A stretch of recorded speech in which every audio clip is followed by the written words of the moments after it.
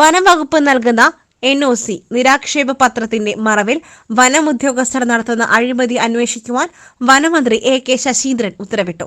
നിലമ്പൂർ നഗരസഭാംഗം ഇസ്മായിൽ എരഞ്ഞിക്കൽ മുഖ്യമന്ത്രിക്കും വനം മന്ത്രിക്കും നൽകിയ പരാതിയുടെ അടിസ്ഥാനത്തിലാണ് മന്ത്രിയുടെ അന്വേഷണ ഉത്തരവ്. നമ്മളെ ഫോറസ്റ്റ് ഡിപ്പാർട്ട്മെന്റിൽ NOC സംബന്ധിച്ച് NOC നടക്കുന്ന അഴിമതികളും അതിനെ സംബന്ധമായ പ്രശ്നങ്ങളെക്കുറിച്ച് ഞാൻ മുഖ്യമന്ത്രിക്ക് പരാതി കൊടുത്തിരുന്നു. മുഖ്യമന്ത്രി, വനം വകുപ്പ് മന്ത്രി, അതേമാതിരി PCCF എല്ലാവർക്കും പരാതി കൊടുത്തു. ആ പരാതി അടിസ്ഥാനത്തിൽ മുഖ്യമന്ത്രി ഇപ്പോൾ അന്വേഷണത്തിന് വേണ്ടിയിട്ട് അത് വിജിലൻസിനെ ഏൽപ്പിച്ചിട്ടുണ്ട്. ആ വിജിലൻസ് ഇപ്പോൾ അന്വേഷണം നടത്തിക്കൊണ്ടിരിക്കുകയാണ്.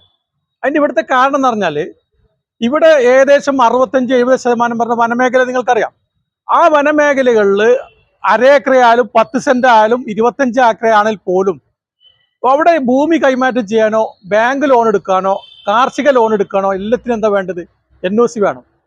ഈ NOCക്ക് ഒരു അപേക്ഷ കൊടുത്തു കഴിഞ്ഞാൽ ആ അപേക്ഷ അങ്ങോട്ട് മേടിച്ചു വെച്ച് കഴിഞ്ഞാൽ തിരിച്ച് ഒരു റെസീറ്റ് കൊടുക്കുന്ന പരിപാടി ഫോറസ്റ്റ് ഡിപ്പാർട്ട്മെന്റിൽ ഇല്ല. വേറെ ഏത് ഡിപ്പാർട്ട്മെന്റിലും പരാതി കൊടുത്താൽ പരാതി കൊടുത്തതിന്റെ റെസീറ്റ് തരും. പക്ഷെ വനം വകുപ്പിൽ റെസീറ്റ് ഇല്ല. ഏത് ഓഫീസിൽ ചെന്നാലും മുന്നിൽ ബോർഡ്, കളക്ടറേറ്റിൽ വരെ ഒരു ബോർഡ് ഉണ്ടാവും ഫ്രണ്ടിൽ. NOC ഇത്ര ദിവസം കൊണ്ട് കൊടുക്കും, പരാതി കൊടുത്താൽ റെസീറ്റ് കൊടുക്കും. കർഷകരെ കാർഷിക വിളകൾ നശിപ്പിച്ചു കഴിഞ്ഞാൽ ഇത്ര രൂപ മുതൽ നഷ്ടപരിഹാരം കൊടുക്കും, ഇത്ര ദിവസം കൊണ്ട് റിപ്പോർട്ടാക്കും എന്നൊക്കെ ഒരു ബോർഡ് സ്ഥാപിക്കും. എന്നാൽ വനം വകുപ്പ് ഇന്ന് ഇന്ത്യ രാജ്യത്തെ എല്ലാം എടുത്തപ്പോൾ കാണുന്നത്.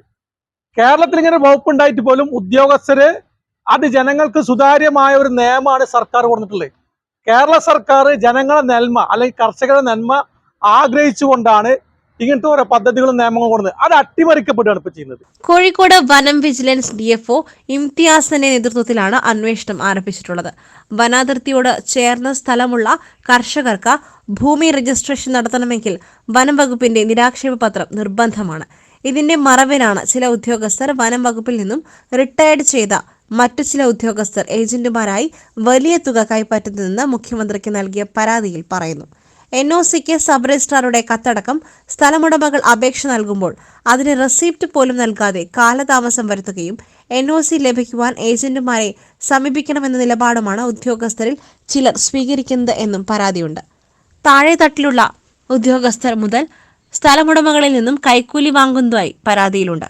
ഏജന്റുമാർ എന്ന് അവകാശപ്പെടുന്നവർ 10,000 രൂപ വരെ ഓരോ NOCക്കും വാങ്ങുന്നതായും ഇതിൽ വിജിലൻസ് അന്വേഷണം നടത്തി നടപടിയെടുക്കണം എന്നുമാണ് പ്രധാന ആവശ്യം.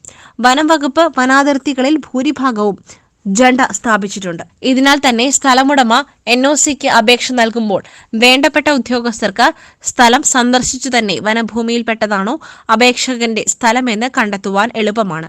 എന്നാൽ അപേക്ഷകന്റെ സ്ഥലം ഉദ്യോഗസ്ഥർ സന്ദർശിക്കുവാൻ തന്നെ വലിയ കാലതാമസമാണ് എടുക്കുന്നത്.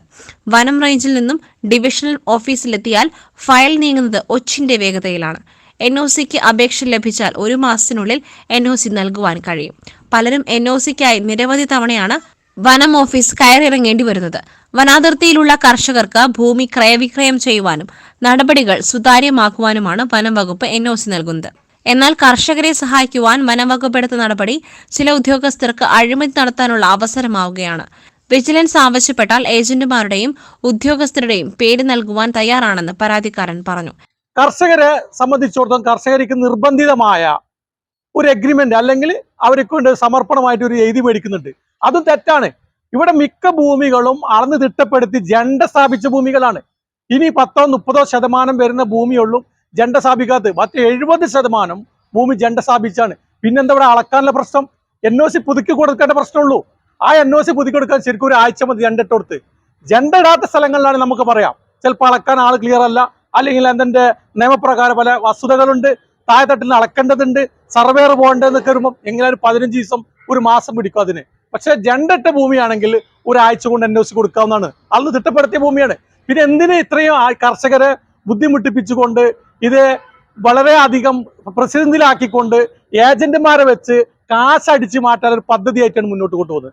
NOC നൽകുന്നതിന് മുന്നോടിയായി സ്ഥലമുടമയിൽ നിന്നും വനംവകുപ്പ് ഉദ്യോഗസ്ഥർ മുദ്രപത്രത്തിൽ അവർ നിർദ്ദേശിക്കുന്ന പ്രകാരമുള്ള സമ്മതപത്രം എഴുതി വാങ്ങുന്നതിനാൽ ബാങ്ക് വായ്പകൾ ഉൾപ്പെടെ കർഷകർക്ക് നിഷേധിക്കുന്ന സാഹചര്യവും നിലവിലുണ്ട്. NOC സംബന്ധിച്ച അന്വേഷണത്തിന്റെ ഭാഗമായി ആവശ്യമെങ്കിൽ ഡിവിഷൻ ഓഫീസിലെത്തി ഫയലുകൾ ഉൾപ്പെടെയുള്ളവ വിജിലൻസ് വിഭാഗം പരിശോധന നടത്തുമെന്നാണ് സൂചന. SS Gold, Pure Gold. SS Group, Nilambur.